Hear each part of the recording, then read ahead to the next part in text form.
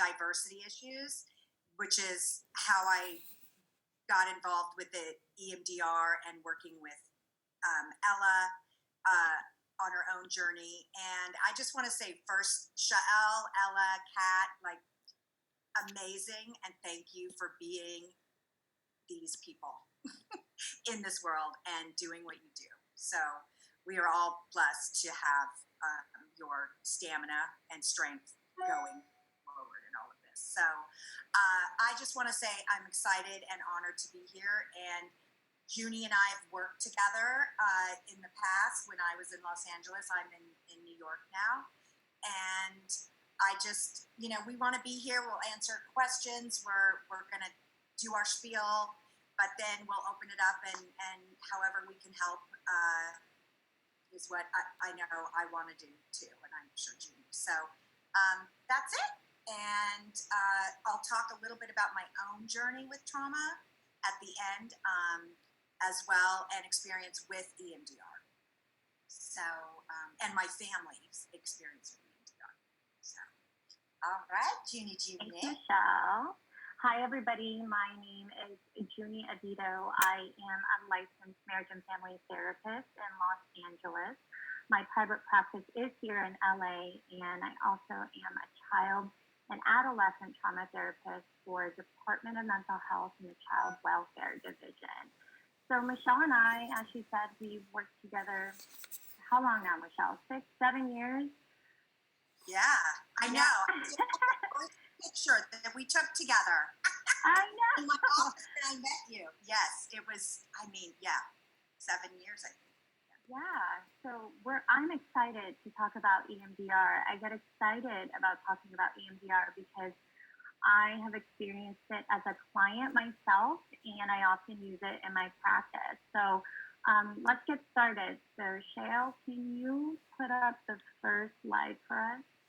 Is there any way you can put it in a view form, Shael? Because I'm seeing all the... Got it. Give me 1 second. Oh, there it is. Thank you. Absolutely. Yay! So we wanted to make our presentation quick so we can bring it back to you all for any questions that we can answer, any help that we can provide. So this is going to be a quick go slide and presentation. So let's get started. EMDR stands for eye movement desensitization and reprocessing. It's a form of therapy used to alleviate the stress associated with trauma. So I kind of wanted to talk about what trauma is and how I define that as an EMDR therapist. Basically, trauma for me is any painful life event that can cause distress. I mean, right now, Michelle and I were just talking about our shelter-in-place order and this pandemic. So a lot of stressful life events is happening. Some of us may lose our jobs or have fears of getting their next paycheck or even paying the rent.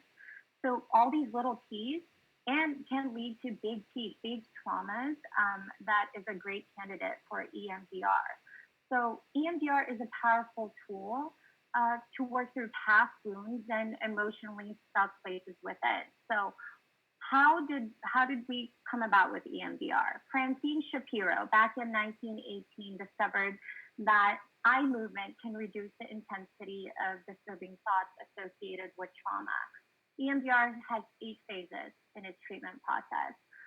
It starts out with establishing the relationship with the therapist, creating a calm and safe place, and the readiness of the client. All of this happens prior to the bilateral stimulation. And I can speak on my own, personal work with EMDR is the therapist that I have through EMDR. We did a lot of work in the first 4 phases. I needed to be comfortable in addressing the trauma in that therapist to get me out of a place where it was really scary. Michelle, do you have anything to add on? I think it's when I think of EMDR and therapy, and we're going to talk about this, is the difference between talk therapy and EMDR. We're going to go into more, but how I like to say it's sort of encapsulated. It's an encapsulated therapy. So where it's different, if you've never been in therapy, I'm not sure who here has done any EMDR therapy or talk therapy or group therapy, but it's very encapsulated. It's not free form like when you think of coming and sitting and doing talk therapy. It's very Right. So with the 8 phases, every phase can last many sessions. Usually a typical EMDR session is 60 to 90 minutes, depending on the type of problem and life circumstances that you bring. So during EMDR, your therapist will focus on the specific problem that you want to work on. As you recall the memory, your therapist will then ask you to think and feel as you remember it. Your therapist will then invite you through the bilateral stimulation. And Michelle, in the next slide, we'll talk about the different modalities for bilateral stimulation. So with the eye movements are used until the memory you have becomes distant and less distressing. So new positive thoughts about yourself can emerge and be matched with the original memory or trauma that you're experiencing. So I will go more in detail about what happens in the brain and how it works. Michelle's going to talk about in the next slide, what are the different modalities, Shale? Okay. So bilateral stimulation is any rhythmic alternation of stimulation between the left and the right hemispheres. So when Francine Shapiro first did this, and Junie, correct me, I just remember because she actually went to my school and did this in the late 90s and 80s, was developing this. So, but she used her finger or a pin first, and that is you don't call that the tactile. That's simply visual, right, Junie? Right. So that's visual with the eyes, and you follow it left to right, back and forth. And that rhythmic alternation helps the bilateral stimulation occur to try to bridge, create that bridge. The other modalities and these are the ones that I used, actually, was the vibrating modality, which is very little, it's like handheld little stimulation device. So instead of the eyes moving, you're being kind of buzzed and vibrated by the therapist, left and right, back and forth, which is causing the bilateral stimulation to occur. And then there's also the tactile, which can be tapping. So where you tap, and is it any specific part of it? I haven't done the tapping. So it's either I would tap on my client's knees, wherever they feel comfortable, or their hands. And then in virtual therapy, which is available for EMDR virtual therapy, we would ask the client to tap on their knees or on their hands, or do a butterfly tapping. So that's another modality to simulate DLS. And that's really important to know, that it can be done through teletherapy, which is really great. And even if, being able to do it in that way, I assume we could you do the bilateral visual? Yes. So there is there is some apps that a client can download where it would simulate a bilateral movement. They're all on screen, and then the clinician, the therapist, will go ahead and see how fast or how slow, and it depends on the clinician, the speed in which the ball is moving from left and right, because we just want to stimulate the left right while you're experiencing the trauma. That is the most important. And go ahead. So I think that those are the modalities. Right. So in the next slide, Shell, we're going to talk about what is happening in our brain and why it works. So I explain this for any new clients or clients that I have that is interested in EMDR in the most simple way possible. This is how I remember it. So this is my spiel. So let's take out trauma and let's talk about painful life events, a memory that is stored usually in its unprocessed form in our hippocampus, a part of our brain. These trauma memories are easily triggered, leading to distress and symptoms. symptoms that can be challenging. Bilateral stimulation helps you get unstuck, so we're able to process it and digest the memory in a safe way. So EMDR takes that particular memory from our long-term memory and puts it in our working memory, in the now. The therapist brings up the memory with all the components, and I call this the triad: thoughts, emotions, and physical sensations. The therapist then accompanies that with bilateral stimulation, so tapping, eye movements, audio is also one of them. So what we know about our body and our brain is that research shows that our body heals itself over time and the brain can rewire itself. And I will always remember this in the very beginning stages when I was getting certified in EMDR. My coach said, think about a splinter. Let's say we get a splinter on our hand.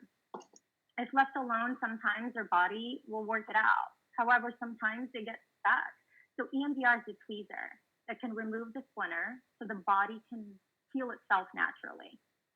So in the next slide, I'm going to talk about the differences between regular talk therapy and EMDR. And Michelle, on the next slide, will talk about, why it works together. So what is the difference?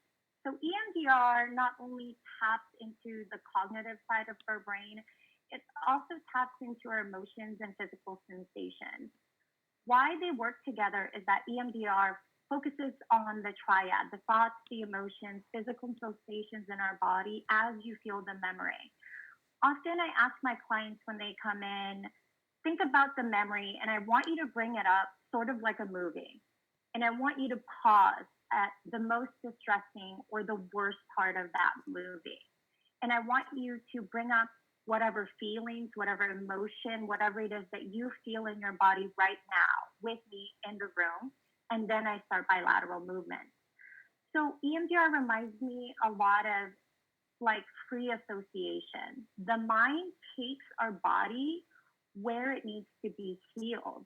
We don't talk about the trauma in EMDR. I allow you to go where your mind needs to go in order to be healed in a safe way. And through bilateral stimulation, it has been shown that we eliminate the stress and the trauma doesn't feel as strongly as it did prior to BLS.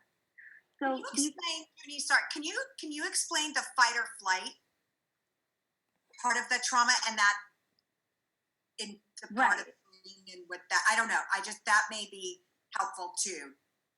Right. So often the questions that I get asked is, when we bring up trauma in regular talk therapy, our body has a response, right? A fight or flight response.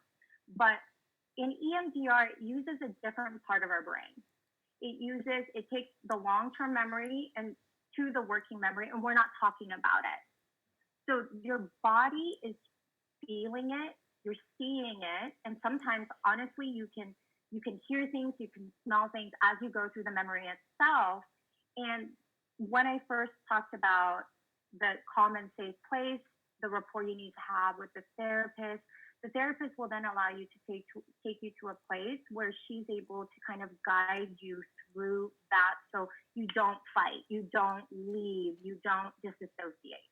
Because what we want is for you to be able to feel the trauma in a safe way and to ultimately heal from the trauma as you feel it. So similar to exposure therapy, but without the talking. Right. Do you have any additions, Michelle, on that? No, I loved your tweezer analogy. I think another really good analogy is, I think of it like, you're going on the 405 freeway in Los Angeles, let's say, and you need to take the 10, but you really don't do it. You just keep going.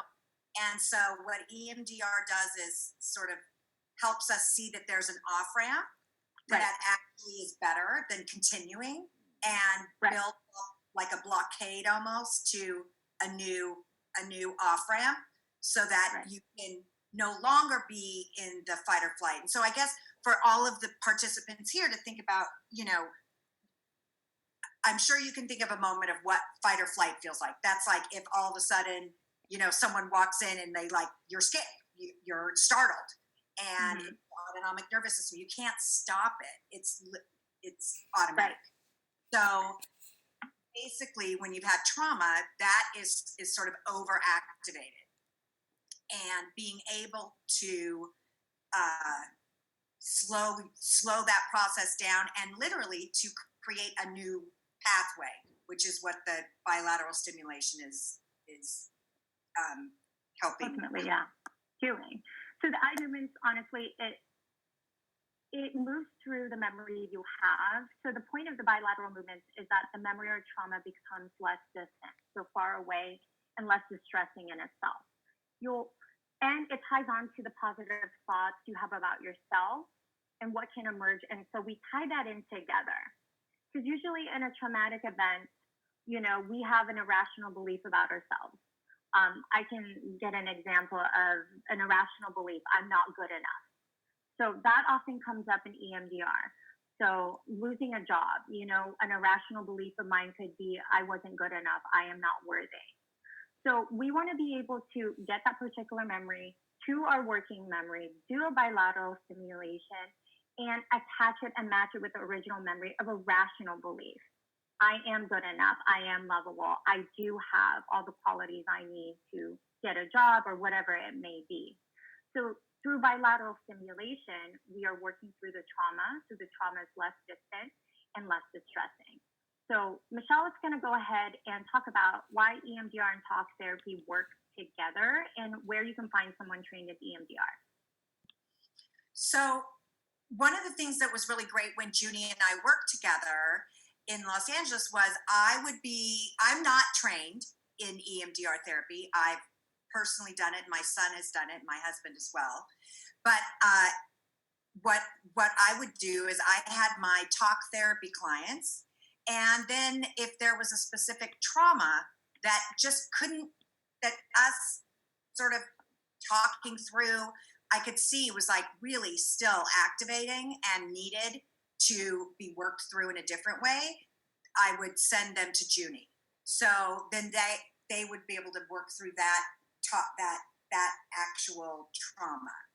And then as things came up in that work, that client would then be able to come back and discuss any of the things and issues that came up because of the work with EMDR. But I think what I, as both a clinician and as a client, find is that both are important, because one is sort of the EMDR is really pulling through the trauma and allowing, just like not that trigger. You still may have, but it'll be less. And you also have language around it, and you understand it, and you know what to do for yourself if you're in a trigger. So that, I think EMDR also helps just teaching tools and knowing that you have control too over that. And talk therapy is really being able to get the support that is needed, and how that trauma impacted functioning life, your functional life, whether that's relationship, like with self, but relationship with, your partner, or in school, or any other issues that really have been negatively impacted because of the triggers and trauma that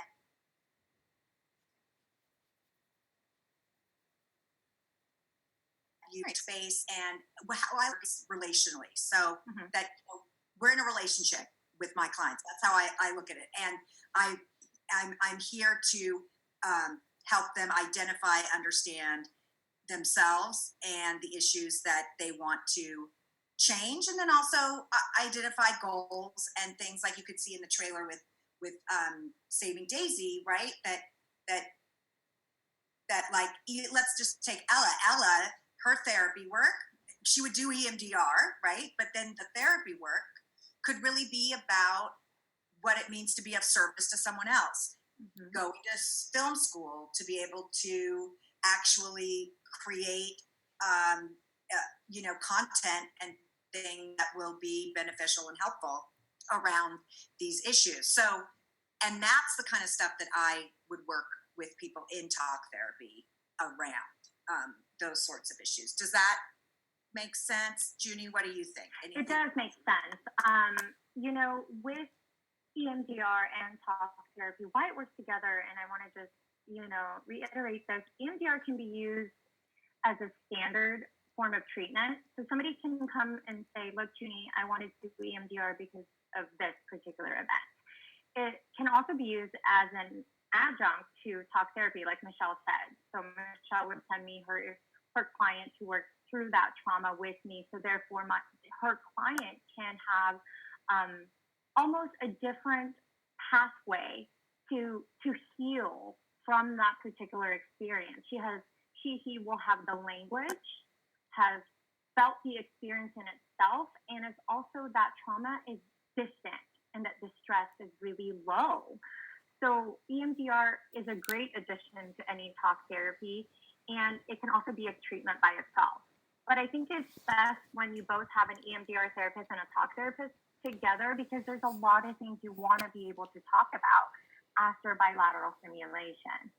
So yeah, thanks, Michelle. So where can you find someone trained in EMDR? And it's up on the slide. You can go through emdria.org or emdr.com. Also, you can go to Psychology Today, which most of the clinicians will put if they are trained in EMDR or certified in EMDR. The only difference is that certification. Most people have gone through the phase 1 and 2 of the EMDR training, and then they go through another 50 consultations with a consultant, EMDR consultant. But I am trained in EMDR, and I've used it for 5 to 6 years. And yeah, there's no difference in whether somebody's certified or not. And if anybody needs more resources, I'd be happy to go ahead and send them through SafeBay or whatever, or answer anything. So we want to leave it and take it back to you and see if you guys have any questions. Also, this is our contact information. Yeah, what my experience was like too, or did I? Yeah. Oh, you missed that. Yes, Michelle. Well, and I guess, I wanted to share my son's experience with EMDR. He did it just in like 6 months ago, and it was around issues related to severe bullying when he was in middle school. And what was so interesting for him, he's got a science brain, so he couldn't believe that this thing was going to work. Ina's our family therapist, and she uses the buzzers, like I said. And I don't know what to say, except that when he came home, which, mind you, he's a high school senior, so you know how that is, how much he wanted to go to therapy, see, but he did, which is awesome. He just walked in and he's like, I don't know, I talked about this one incident, one particular thing, and it's like, I don't know, I hate to say it, Mom, but it really works. I feel better. So it's hard to, I think, explain why this kind of bilateral movement works to process through our brain. I look at it like, I don't know why, like I had postpartum depression and I have been on SSRIs. Why? I don't know what or why the SSRI works. I just know it does. So I don't, that it's kind of, to me, it's one of those things. It's like, I just know that it does. I don't know all the language around it and why it would do that, but it is effective. And that's what I think is really great too, especially, I don't know, when people think about talk therapy and trauma, there's so much intensity around it. And a lot of people avoid therapy because they don't want to just, as most people would say, I just don't want to rehash everything and do that. And I think EMDR can be a way to get people who are more reluctant to do therapy work, right. Because it's encapsulated, and being able to sort of start that way. And then if talk therapy is also needed, wanted and would be effective, then they kind of already have that sort of like slow entry into the pool. Right, right. And one thing too, with the differences between EMDR and talk therapy is EMDR has their phases, 1 through 8. There's no homework. It can be done as easily as 2 90-minute sessions or even 1. I had a particular client come in for a car accident that they went through a couple days ago and they couldn't get in their vehicle. We did 1 session of EMDR, and a couple of days later, they're like, Junie, I don't know what happened, but I feel fine, I feel better, and I recommended him to go to his regular therapist. So it's a great adjunct, and it's for those that ultimately, I love EMDR for myself, specifically because I don't have the time in my schedule to sit and do talk therapy. So when something comes up for me, I go to my EMDR therapist here in LA, and I'm like, hey, I need you 90 minutes. Can you please do this for me? And it works amazingly. So if you guys have any questions, please let us know. We're here to answer them. But yeah. The sun just came. One second, I'm just going to pull my shades. Very sunny here in Jersey. So do we have any questions? Okay.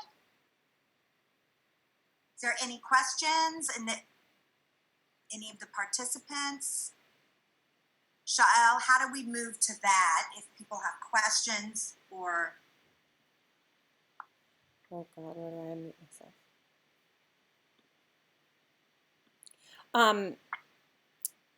They can put them right up in the chat box. Oh, okay. Oh, okay, here we go. Could you go over that brain slide and how it changed with the therapy? Okay. Yes. Give me 1 second to pull that back up, but I'll let you start talking first. So in the slide, and I'm trying to remember which slide it was. I don't know if it showed the slides where there was different colors on one part of the brain, and the other part of the brain you can see less red colors.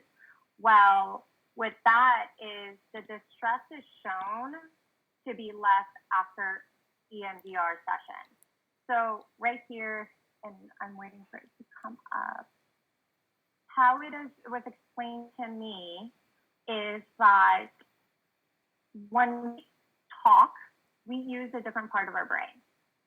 So what EMDR does is it brings the memory from our long-term memory. So trauma is often stored in our brain in its raw, unprocessed form because of the amount of distress it has and the impact it has on our body.